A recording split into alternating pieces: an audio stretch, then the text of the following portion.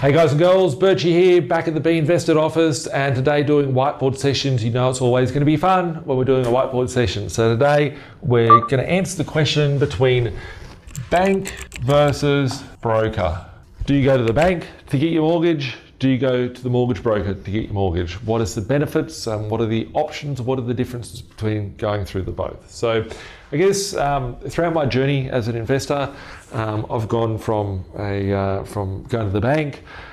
My first property I wanted to go buy was actually, I needed a credit card. I had 25 grand or something saved up for my first property, and I was just turned 18, and I wanted to get Dodo internet, and they didn't do Visa debit, MasterCard debit back in the day. It was only FPOS, and for you to be able to use Dodo internet, you needed to have a credit card. So I went to get a $1,000 credit card, and I got declined on getting a credit card. I was like, are you fucking kidding me, right? Like, I've got money in the bank, right?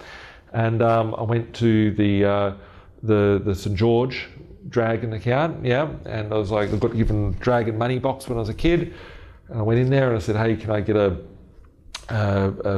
credit card? They gave me a credit card. I got a mortgage straight away, and I was like, wow, these guys give me a mortgage, right?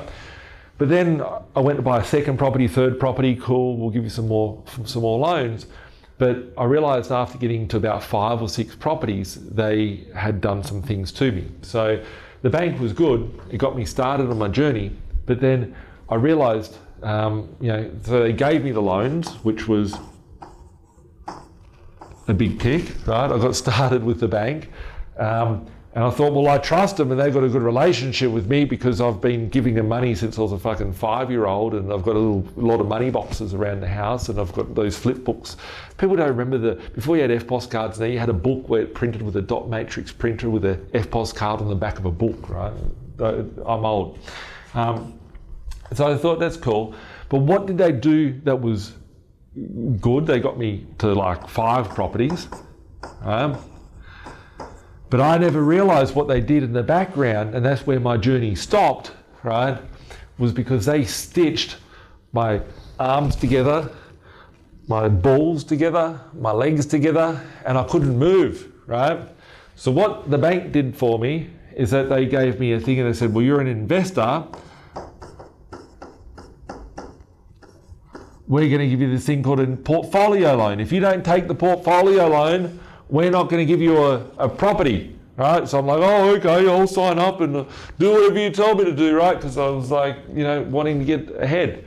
So they signed me up on a portfolio loan, and what the portfolio loan was all my 5 properties were crossed together, right? If I wanted to sell one, you can't sell one. If you do, all the money has to go back, right? They have to revalue the position. I was tied into the bank, right? They fucking got me to where they wanted me, right? I said, well, can I buy another property? No, you don't service for anything else. I'm like, okay, how do I move forward from here? Well, you just got to wait a year. Okay, I'll wait a little while. What can I do? I've got a second job. I've gone from earning 70 grand to earning 100 grand, right? I'm fucking doing everything in. No, you don't meet our criteria. What can I do? There's nothing you can do. Okay, let's go look for other options. I'm whinging on a property forum, right? Telling one of my fellow property investors on the forum, fucking bank pricks won't let me go again, right? My mum's a mortgage broker. Okay, cool. Should speak to my mum. Hey, I want my next property. How am I going to get there? My mum's pretty good. Okay, cool. And that's where I came across Rose, right? And when people, I've got Rose saved in my phone as Stuart's mum, right? Because I met Rose from her son from a property forum once, and I spoke to her, and she's like, oh, we can get you sorted. And she took me to a bank, structured me correctly, go to CBA, go to ANZ, go to this bank, go to that bank, go to the next one.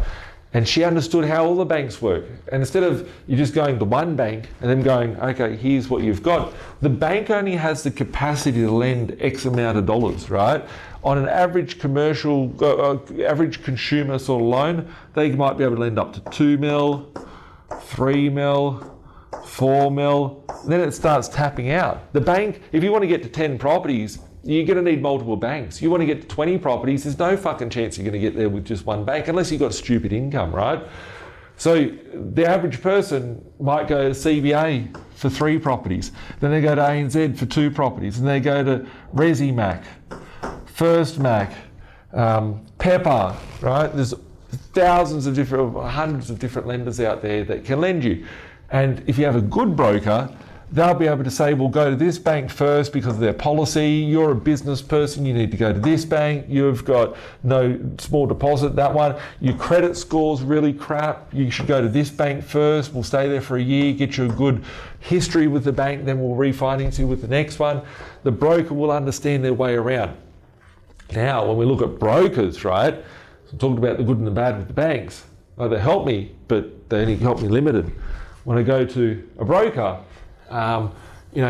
there's good brokers out there like Rose and like my team at Zinger Finance, which would be like, okay, tell me what are your goals, right?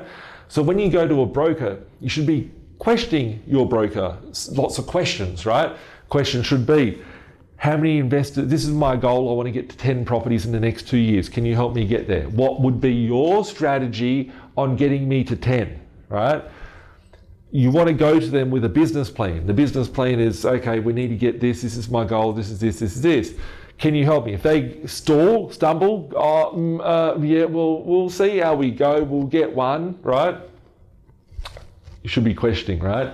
Second question off the back of that is, how many clients do you have that you've got from 1 or 2 properties, whatever your position is today, to 10 or 15 or whatever they got? How many people have you helped to get there, right? If they go, oh, well, we've got 1 person or 2 person, well, oh, can you tell me about them? Are they self-employed? Are they, oh no, they've got a business on $1 million a year, whatever, right? If they don't have the capacity, you're their guinea pig. They've never done it beforehand. How can they help you get there if they've never helped anyone else? It's a very small odd, right? You need to work out the loan products that the broker's selling you. Is it the right thing to get you to the next stage of your goal, right? Ask the question, you're taking me to this bank, how does it benefit me? If they say, oh, it's got the cheapest interest rate, or it's just the cheapest interest rate, or it's a nice product, or it's a good bank, or whatever, they're looking at it totally wrong. The broker needs to be looking at, okay, this bank's got a good policy because they can pull out the equity within 2 months. This bank's got a good cash out policy. Some banks will say, yeah, you've got 200 grand. Here we go. If we go back to this loan, when I wanted to pull the equity out, the bank would only give me a $10,000 cash out. I'm like, I've got like fucking 500 grand in equity there. Can I get something out? $10,000 cash out policy max. So I couldn't even take my cash, my equity from my portfolio to another bank because they had me by the nuts. But you need to know the policies behind the back end of the bank. It's not a slag to St. George. It's just what happened at St. George. And it's happened with many other banks, with many other people with their products. When you go to the bank, they try and keep you. They've only got a suite of goods this big. They don't have everyone's goods to go, we'll take you there for this and this for this and this for this. That's where the broker comes in. But the broker needs to know what is the best product that you need at your stage on your journey and have the capacity to get you to where you need to be. So, yeah, that's a bit of the pros and cons between a bank versus a broker. If you need help on getting the right loan structuring, the right loan setup, here at B.Invested, I have a finance company called Zinger Finance.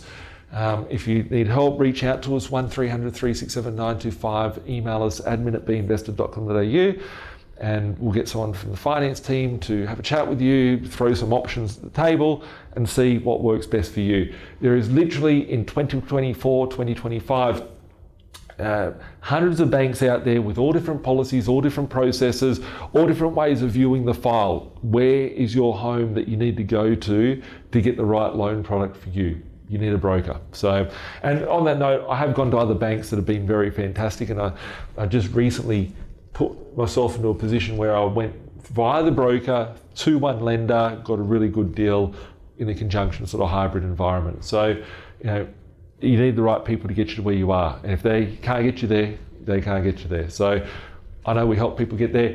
Little interesting stat, I saw it from the ATO data the other day. There's 173 people in the country with 20 or more properties in their portfolio. I could pull out 150 of their numbers and call them right away, right? Why? Did I network with them? No, I created them via our company here at B.Invested.